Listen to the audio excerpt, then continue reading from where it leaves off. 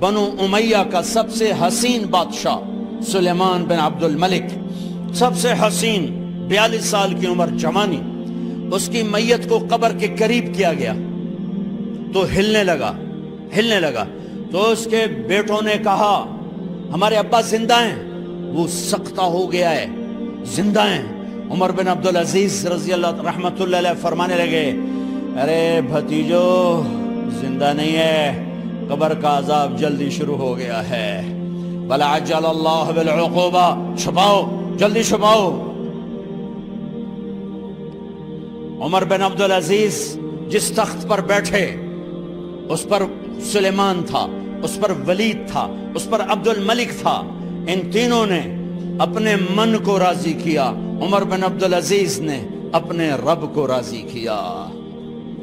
جب عمر بن عبدالعزیز کا وقت آیا مرنے کا تو انہوں نے بلایا رجا بن حیوہ سے، فرمایا کہ میں نے عبد الملک بن مروان، چاچا بھی تھے سسر بھی تھے، ان کی بیٹی فاطمہ سے شادی ہوئی تھی، میں نے اس کو قبر میں اتارا، کفن کی گرہ کھول کے دیکھا تو اس کا چہرہ قبلے سے ہٹ چکا تھا، رنگ کالا سیاہ پڑ چکا تھا۔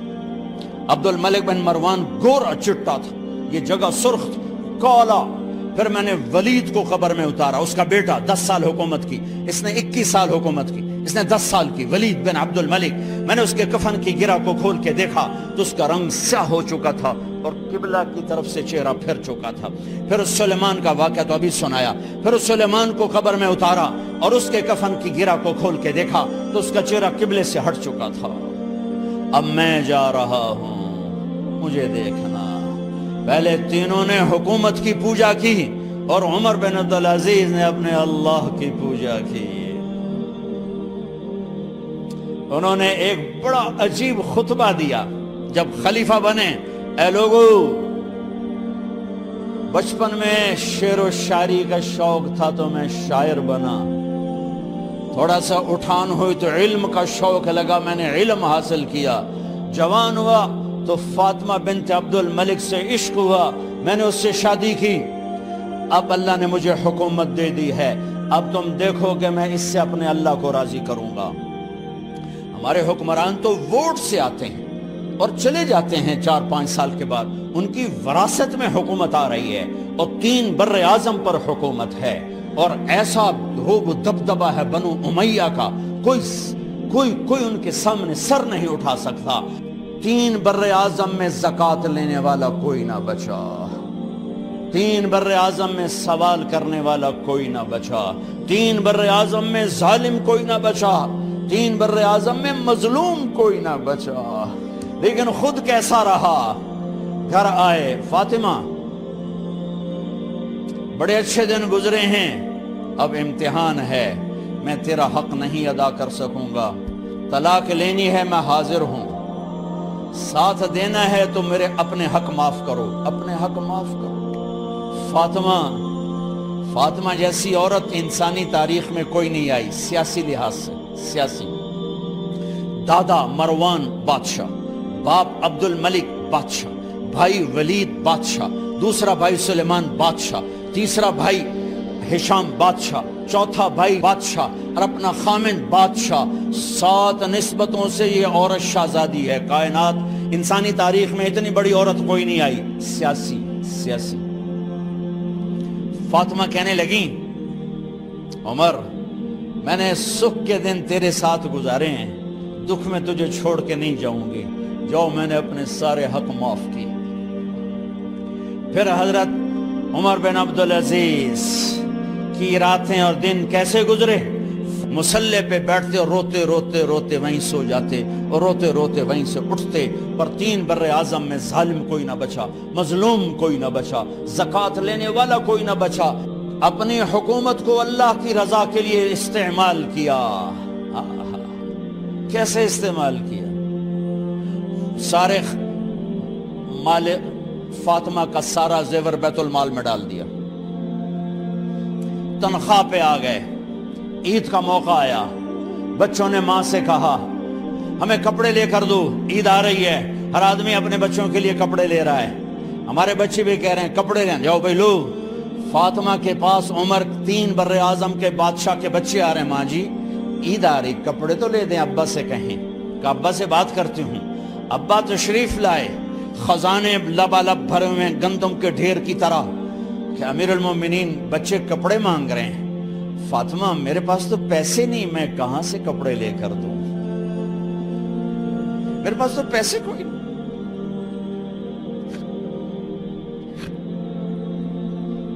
حضرت فاطمہ نے کہا پھر بچوں کا کیا کروں؟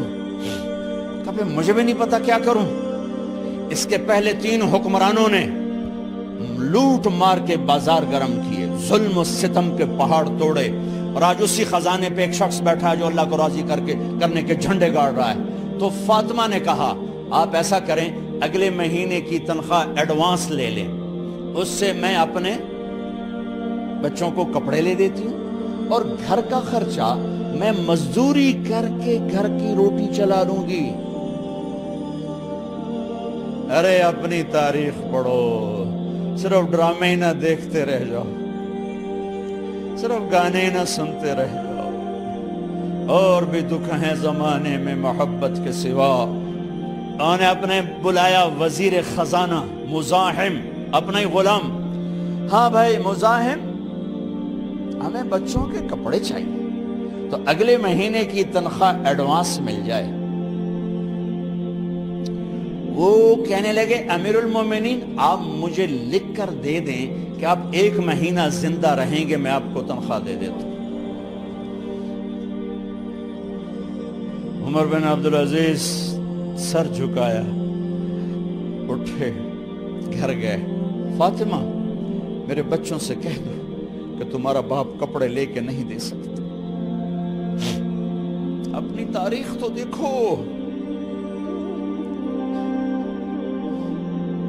عید کا دن آ گیا, خلیفہ وقت عید کی نماز پڑھاتے تھے, نمازیں بھی خلیفہ وقت پڑھاتے تھے. بنو امیہ کا خاندان ملنے کے لیے آ رہا ہے.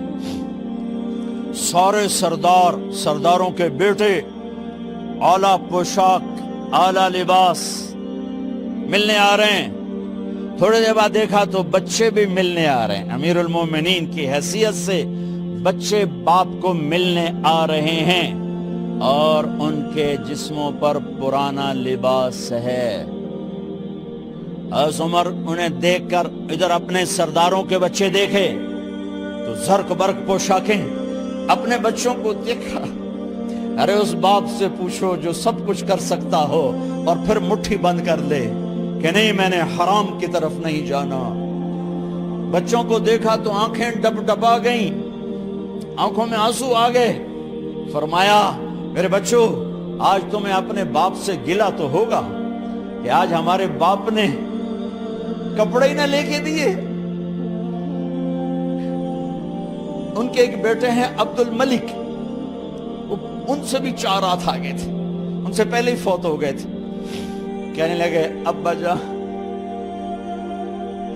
آپ کو مبارک, آج ہمارا سر بلند ہے, ہم شرمندہ نہیں ہیں, آپ کو مبارک ہو. آپ نے قومی خزانے میں بددیانتی نہیں کی ہے, ہم شرمندہ نہیں ہیں. انسانوں کو کپڑوں پہ نہیں تولا جاتا. آج کا میرا دیس کا مالدار اتنا فقیر ہو گیا ہے, اتنا چھوٹا ہو گیا ہے کہ وہ اپنا تعارف کروانے کے لیے 50 لاکھ کی گھڑی لیتا ہے, 6 لاکھ کا جوتا لیتا ہے. آج کی بیگم اتنی چھوٹی ہو گئی ہے کہ اپنے قد کو بڑا کرنے کے لیے وہ 10 لاکھ کا ہینڈ بیگ لیتی ہے کہ دیکھو میرا بیگ 10 لاکھ کا ہے. ارے میری بہن تو 10 ٹکے کی بھی نہیں رہی اگر تو نے بیگ سے اپنے آپ کو بڑا بنایا. او میرے دوست تو 2 ٹکے کا نہیں ہے اگر تو 10 لاکھ کے جوتے اور 50 لاکھ کی گھڑی سے اگر تو بڑا بننا چاہتا ہے. ارے اس دھوکے سے نکلو. برینڈڈ کہاں جا رہے ہو؟ جب تم اپنی ذات میں بے قیمت ہو تو رب ذوالجلال کی قسم تمہاری گھڑیاں, تمہارے بیگ, تمہاری گاڑیاں, تمہارے بنگلے تمہاری عزت کو بڑھا نہیں سکتے. ابا جان آج ہم خوشی سے بلند ہیں کہ ہمارے باپ نے بددیانتی نہیں کی. گھر میں تشریف لائے, کہنے لگے فاطمہ کچھ پیسے ہیں، میرا انگور کھانے کو جی چاہ رہا۔ بس فاطمہ رونے لگی، فرمایا امیر المومنین خزانہ تو بھرا پڑا ہے، 1 درم کا بھی تیرا حق نہیں ہے کہ تو 1 درم لے کے انگور خرید لے، تو تھوڑا پٹھے۔ فاطمہ میں جہنم نہیں برداشت کر سکتی۔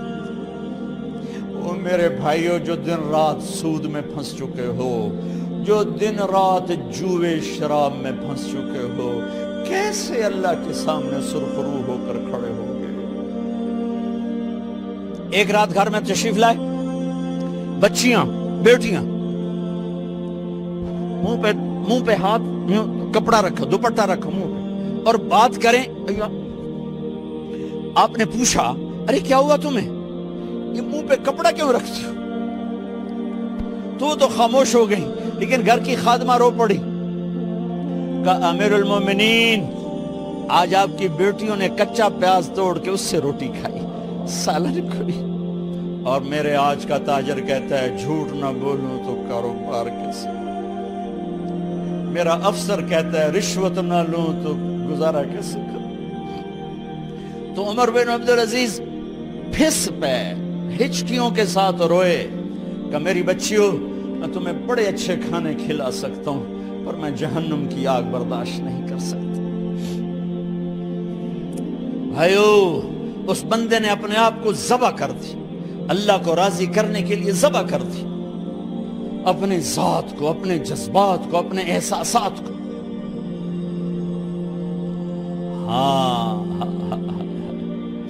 اب اللہ نے صلہ کیا دیا، جب انتقال ہوا ہونے لگا تو بلایا رجا کو، جو میں بات پہلے چھوڑ کے ادھر ان کی تھوڑی سیرت بتائی کہ رجا اب میں مرنے لگا ہوں۔ عبد الملک کالا ہو گیا تھا، ولید کالا ہو گیا تھا، سلیمان کالا ہو گیا تھا۔ یہ کیوں کالے ہوئے تھے؟ یہ بے نمازی نہیں تھے، بدکاری نہیں کرتے تھے، کسی کی طرف ان کی میلی آنکھ نہیں اٹھی کبھی۔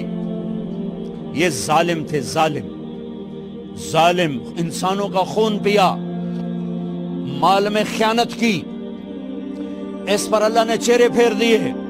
آج عمر بن عبدالعزیز جا رہا ہے کہ دیکھو میں جا رہا ہوں، مجھے دیکھو میرے ساتھ کیا ہوتا ہے۔ ان کا انتقال ہوا، ان کی میت قبر کے کنارے رکھی گئی، اور اب نیچے اتارنا ہے۔